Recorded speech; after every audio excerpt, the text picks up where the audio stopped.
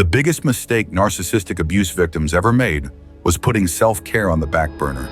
However, we can't blame them, especially if we're not in their shoes. So let's imagine waking up one day and realizing that caring for ourselves is challenging. Even simple things like brushing our teeth or taking a shower feel overwhelming. Narcissistic abuse isn't just about mean words or controlling behavior. It's a deep wound that can slowly erode your self-worth and motivation, causing you to neglect self-care. But why does this happen? Let's look at 10 psychological reasons behind it. Are you ready for number 1? Victims get emotionally drained from constant manipulation. Picture this. Every day someone plays mind games with you, making you question your reality and second-guess everything you do. This constant manipulation isn't just annoying, it's exhausting. Over time, it wears you down, leaving you emotionally drained and mentally wiped out. It takes a toll on your energy and focus when you're always on edge, trying to figure out what's real and what's not. You're so busy trying to survive the emotional roller coaster that even essential self-care can feel impossible. Listen carefully. If your brain is constantly in overdrive, dealing with all the chaos, it's like trying to run a marathon without fuel. You're bound to hit a wall. That's why, after enduring this kind of abuse, you might find yourself too tired to take care of the basics. Things like eating properly, getting enough sleep, or even just taking a moment to breathe. It's not because you don't want to take care of yourself. It's because you've been drained dry by all the manipulation. Taking care of yourself starts to feel like one more thing on a long list of impossible tasks. Let's talk about number 2. Victims get brainwashed that self-care is something they can't do. Imagine repeatedly hearing that you're not good enough or don't deserve anything nice. Eventually, those words start to stick, and you begin to believe them. That's what happens when a narcissist is in your life. They slowly tear down your self-esteem until you're left thinking their twisted version of reality is real. If they've convinced you that you're worthless, you might start to feel like self-care is pointless or even off-limits. Instead of treating yourself with kindness, you might just give up on doing things that make you feel good because, deep down, you've started to believe that you don't deserve any better. This brainwashing goes deep. It's not just about skipping a few showers or eating junk food. It's about losing the belief that you're worth taking care of. When you've been told so often that you're not worthy, self-care can start to feel like something you're not allowed to do, like it's reserved for others but not for you. This mindset can make you neglect yourself in ways you never would have before, simply because you've been manipulated into thinking you don't deserve to feel healthy, happy, or cared for. Keep this in mind. It's a tough cycle to break, but understanding how it works is the first step toward reclaiming your sense of self-worth. Let's move on to number 3. Victims suffer from shame and guilt. When a narcissist keeps piling on shame and guilt, it's like they're putting you under a heavy weight that makes you feel terrible about yourself.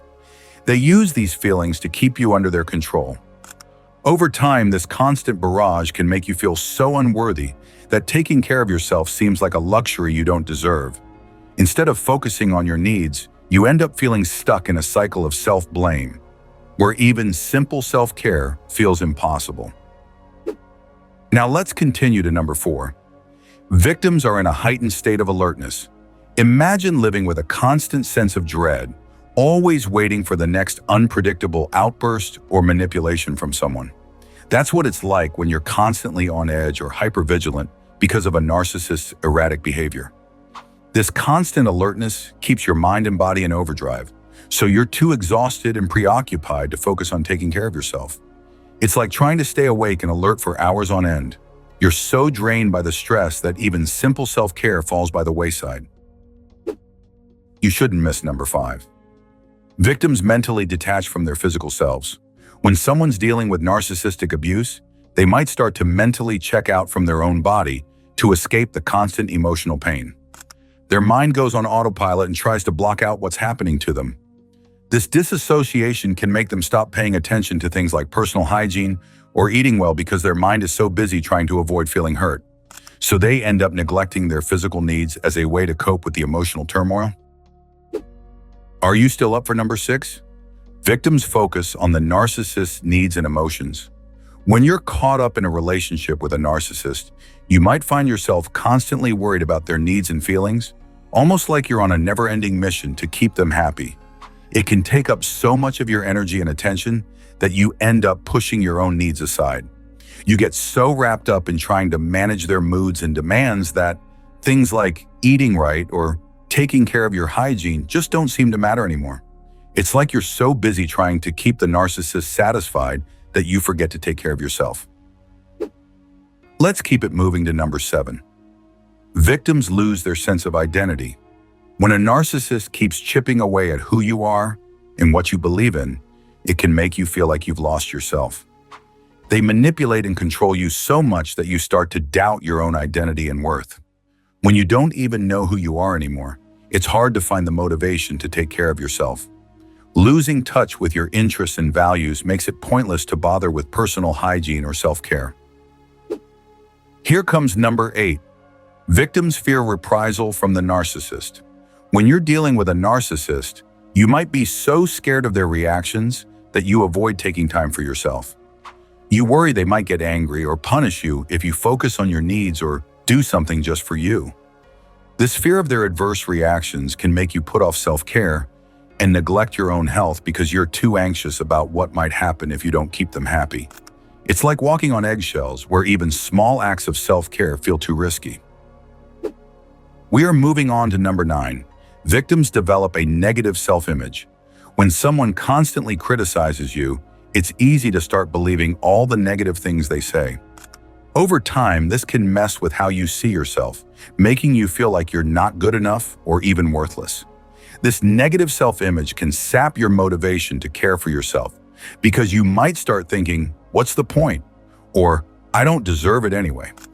So instead of engaging in self-care, you might just let things slide because those constant criticisms have convinced you that you're not worth the effort. Finally, we're down to number 10. Victims experience emotional numbness.